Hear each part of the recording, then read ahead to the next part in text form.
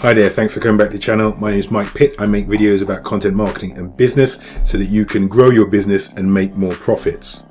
The title for today's video is What Difference Will Video Make to Your Business? I'm going to cover 4 different parts, so I'll try and put a timestamp on screen with those parts because each individual part has quite a long title. So part 1 is what is the resistance to video marketing. Part 2 is what has happened with video marketing in the past, and that's from a company perspective.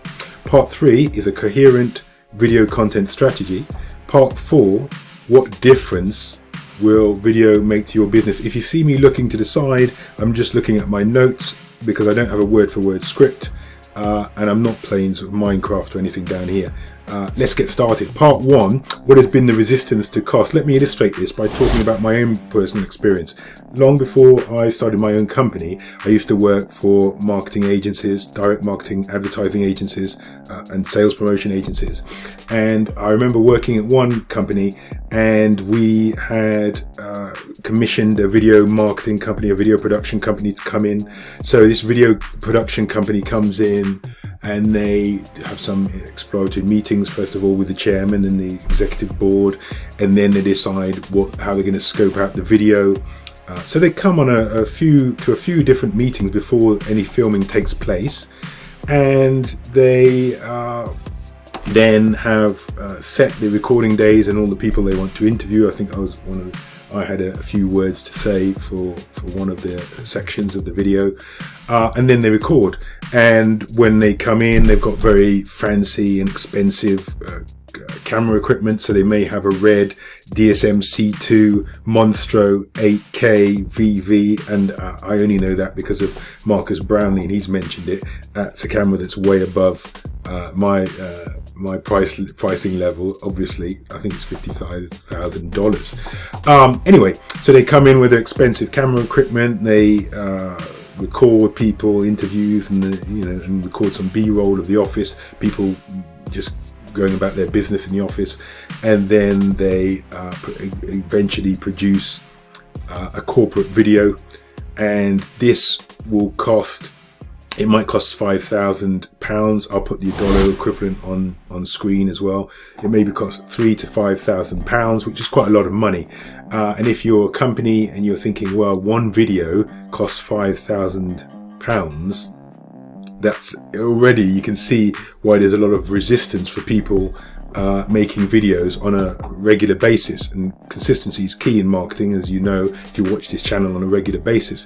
So the number one reason why there's resistance to video marketing, because people know that video marketing is a dynamic aspect of marketing, and one that's growing not just on YouTube but also with TikTok and Instagram and Snapchat, the short form videos. So there's lots of video platforms and lots of case studies of these platforms proving effective. But businesses, medium-sized businesses, have a resistance because there's this high perceived cost of making video. When they've done the corporate videos, as I've just explained, they're very expensive. So that's number 1. So that's point 1. Point 2, what has happened in the past. So let's go on with that story. So when you create the corporate video, and as I said, when I was an employee working for a marketing agency, I was in that situation where a video is created, and then it's uploaded to YouTube, and often video production companies, and I've covered this in other videos, so I won't go into it too much here, but often video production companies are very technically skilled in making videos. Maybe they're filmmakers, but they're not technically skilled in distributing videos on YouTube. So you might post your video and get 100 views, and you think, hello, we spent £8,000 and the dollar equivalent on this video, this corporate video, and 200 people have watched it at best. And some of those will be from the production company, and some of those will be employees. So we've not really reached anybody. And then you'll think, well, we spent £8,000. We had all those people disrupted from their days so that they could record, and the return on investment is zilch, is very low, or maybe zero. So those are the 2 factors that stop a lot of businesses from going into video and then committing themselves to video, and they think, well, it's too expensive and there's no return on investment.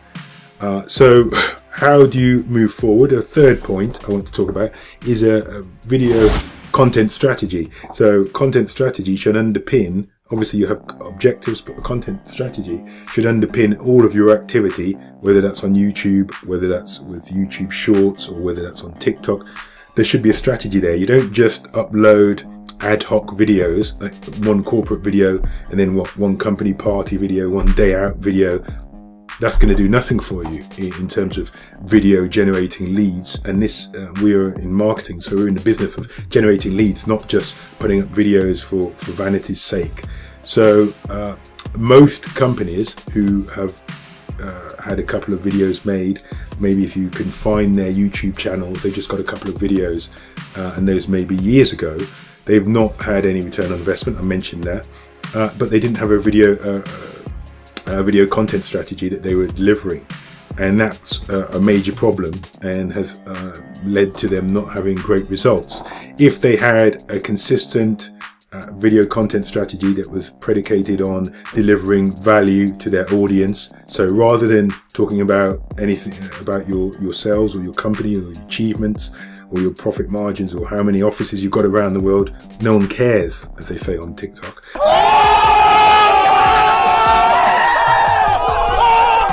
You should talk about how you can help your prospects. What problems do they have? What challenges are they facing? Make videos about that, upload those, and then people will start to search for solutions to their own problems, their business problems. I'm trying to find out how to increase my my open rate on email, or I'm trying to find out about how to get more from LinkedIn. That's those are the sort of videos that I will make. And then people who are searching for answers to those problems will find my video. They're not interested in me particularly, and yes, it hurts me. They're not interested in me. They're interested in their problem, their solution. Deliver that, and then you start to get traction. You start to get people following, subscribing, leaving comments, wanting to engage with you. And then those people who engage, if you watch my last video, if you haven't, I put a card up there, so you should watch the last video. Those people that engage are more likely to do business with you, and that's what you want. You're creating videos not just to sort of blow your own, not just to corporate chest beat or to position yourself as a thought leader. You're actually doing that to generate prospects, leads and prospects, convert those into sales. That's the aim of this. So that's why a lot of people who haven't had a video content strategy have struggled with video in the past. Because if you speak to marketing execs in businesses, medium-sized businesses, you know, most of them can say, oh yeah, we tried a video, it didn't really work, or we tried a couple of videos, it didn't really work. But they've not had the expertise to create the right sort of videos, the content strategy, and deliver them on YouTube and YouTube SEO, and how to improve reach on YouTube is a specialist skill in itself, aside from video production. So what difference, point 4, what difference will video make to your business? Let's assume you've got all the right pieces in place now. So you've got a content strategy for video, delivering education, delivering expertise to your prospects through the medium of video on a regular basis. You're then executing that, so you might be doing talking head videos, as I tend to do a lot of those, or you might be doing location-based videos, but you're doing this and you have the technical know-how to record, edit, etc. You know, you don't always have the expertise within a company to use Final Cut Pro or Adobe Premiere or DaVinci Resolve, and that's why you have to externally resource that. So that's another obstacle for people. Once you've got all of these pieces in place, what will happen is you'll start to see a difference. And what do I mean by that? Traditionally, B2B companies are heavily involved in email marketing. Of course, all of your competitors are also doing email marketing, perhaps to the same prospects that you are contacting. Most B2B companies are also very active on LinkedIn. LinkedIn is getting, obviously there's over 700 million members on LinkedIn, but LinkedIn marketing is quite saturated. Lots of people are sending messages and have a messaging sequence set up especially for LinkedIn to try and convert people. everybody's doing that. So your competitors are also doing that. And in the era of the global health concern that we're all aware of, there are less in-person events. Virtual events, very important. And if you haven't thought about virtual events, watch my video about 4 key trends for 2022. I'll put a card up about that as well. So yes, people are doing all of those activities. You're not going to stand out by being busy with email, being busy on LinkedIn, being busy doing events.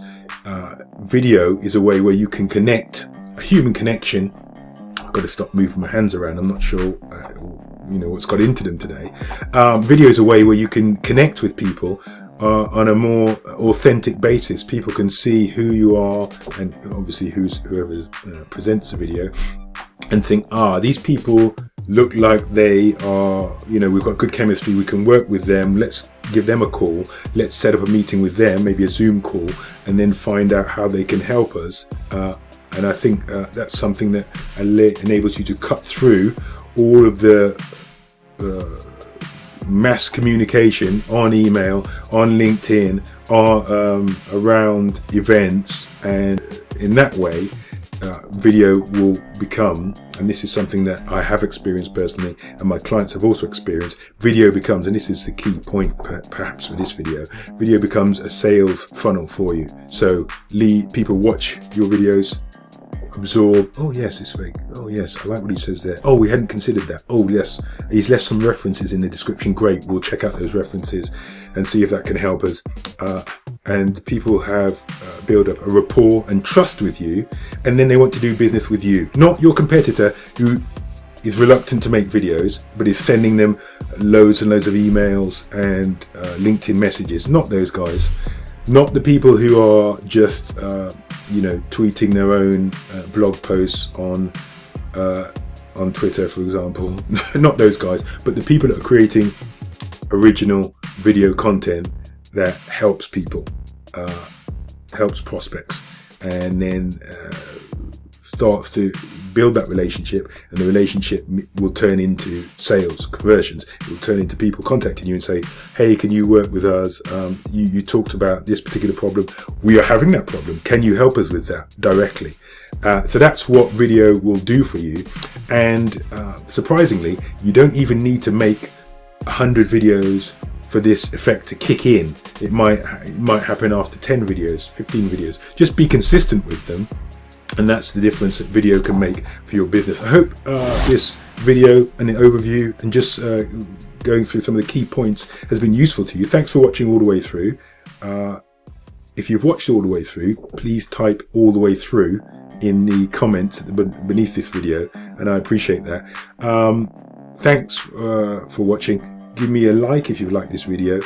Click on one of the 2 screenshots to watch another video from me. I look forward to speaking to you next time. If you haven't subscribed already, please subscribe. Thanks. Bye-bye.